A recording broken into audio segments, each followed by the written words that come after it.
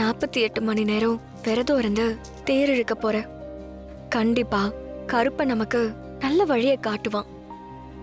நீ மனசளவுல கொஞ்சம் கூட சஞ்சலப்படவே கூடாது. புரிஞ்சுதா? இந்தா குடி.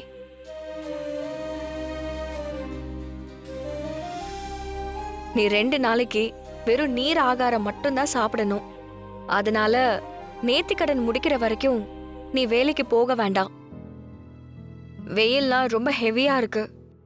பைக் ஓட்டும் போது கிடினஸ் எல்லாம் வந்துரும். என்னால லீவ்லாம் போட முடியாது. நமக்கு நிறைய கமிட்மெண்ட்ஸ் வேற இருக்கு. ஞாபகம் இருக்குல்ல? இத பாரு, நான் சொன்னா கேட்கணும். கமிட்மெண்ட் எல்லாம் பாத்துக்கலாம். நீ வேலைக்கு போக வேண்டாம், அவ்வளவுதான். என்ன? என்னங்க, என்னங்க?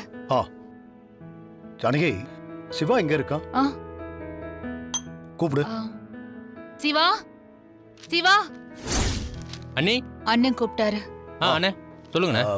சிவா, வர 15ஆம் தேதி அப்பாவோட நினைவு நாள் வருது. ஆமாண்ணே. அவருக்கு நம்ம திதி கொடுக்கணும். அதனால புரோகிதருக்கு விஷயத்த சொல்லிடு. அவரையே எல்லா ஏற்பாடும் பண்ண சொல்லிடு. சரிங்கண்ணே, சொல்லிடுறேண்ணே. பெரியப்பா, ஒன்னும் கவலைப்படாதீங்க. என்ன ஏற்பாடு பண்ணணும்னு சொல்லுங்க, எல்லாத்தையும் நான் பாத்துக்கிறேன். மா, என்னம்மா பெட்டியெல்லாம் தூக்கிட்டு வந்திருக்கீங்க?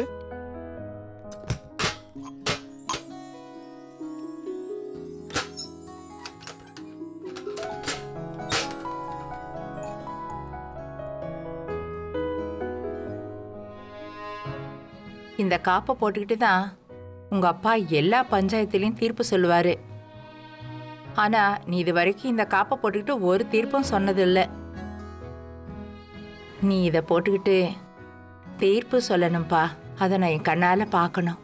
மா, கண்டிப்பா அதுக்கான நேரம் வருமா?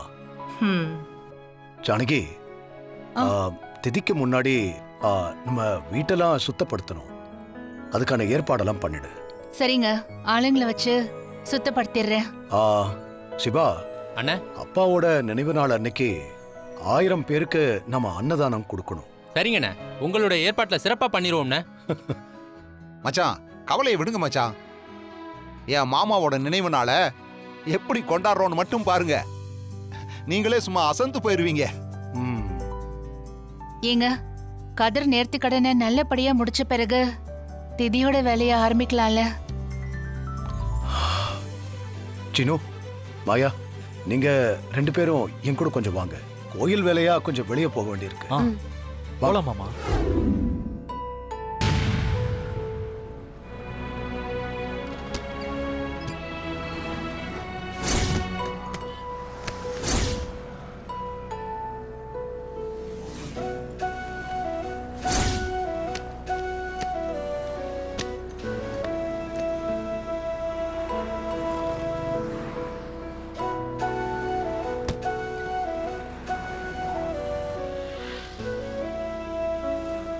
சினு, அது கதிர் தானே?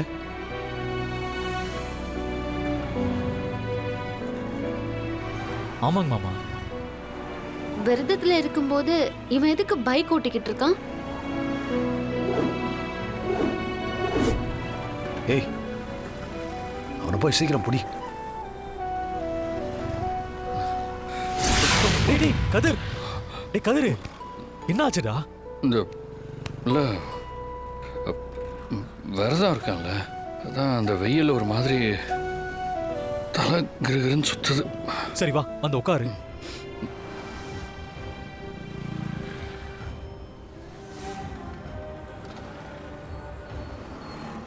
சினோ, ஒரு இளநீர் வாங்கி கொடு. சரிங்க மாமா, நீங்க இரு, வரேன். வேணாண்டா, இரு வரேன்.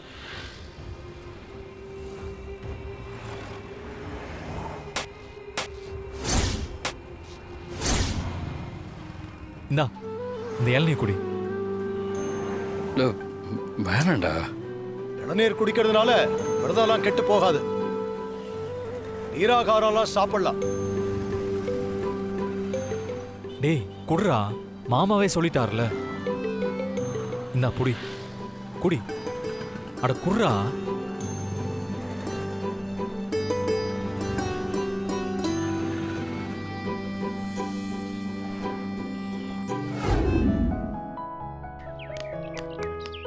கதிர், வேலைக்கு போக வேண்டான்னு படிச்சு படிச்சு சொன்னேனே, கேட்டியா? அந்த நேரம் எங்க அப்பா மாயா சீனு மாமா வராம இருந்திருந்தா என்ன ஆயிருக்கும்? அவங்க வந்ததால சரியா போச்சு. நான் சொல்றத கொஞ்சம் கேளேன் கதிர். வேலைக்கு வந்துதான் ஆகணும்னு கம்பெனில கட்டாயப்படுத்துறப்போ கதிரால என்ன பண்ண முடியும்? போடா. அப்பா உள்ளதா இருக்காரா?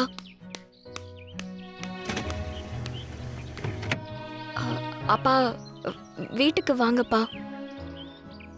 அப்பா ஒரு காஃபியாவது குடிச்சிட்டு போங்களேன்.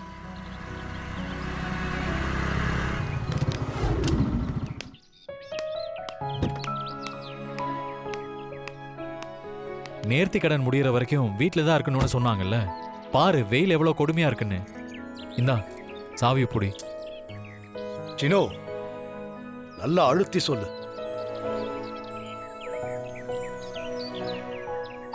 தனா, கதிரை பத்திரமா பாத்துக்கோ, சரியா? இந்த மாதிரி வெளியே அலைய விடாத தனா.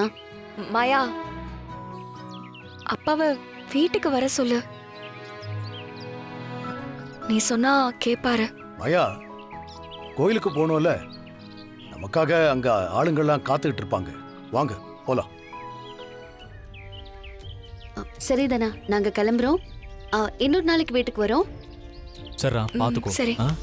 வரோம் தானா?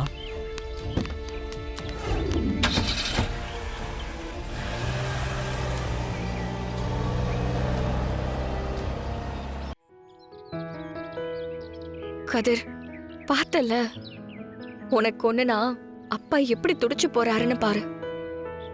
உள்ளுக்குள்ள இருக்கிற பாசத்தை வெளியில காட்டுறதுக்கு ரொம்ப தான் பண்ணிக்கிறாரு. நல்லா பாசமா தான் இருக்காரு, ஆனா வெளியில காட்ட மாட்டேங்கிறாரு. உள்ளுக்குள்ள பலாச்சொலைய இனிக்கிறாரு, ஆனா வெளியில பலாப்பழ முள்ளு மாதிரி குத்துறாரு. அப்படிலாம் சொல்லாதண்ணா. அவர் நம்மளை ஏற்றுக்கிட்டாலோ இல்லை சகஜமாக பழக ஆரம்பிச்சிட்டாலோ நம்ம கடமையை மறந்துடுவாங்கல்ல. அதுக்காக தான் இந்த கண்டிப்பெல்லாம். நம்ம வாழ்க்கையில முன்னுக்கு வரணும் தான், ஆனா அப்பா மனசு வச்சா நாமளும் சந்தோஷமா கூட்டு குடும்பத்தோட அப்பா வீட்லயே இருக்கலாம்ல. அப்போ நம்ம சீக்கிரமாக உழைச்சி முன்னுக்கு வந்தாகணும். ம், வா போகலாம்.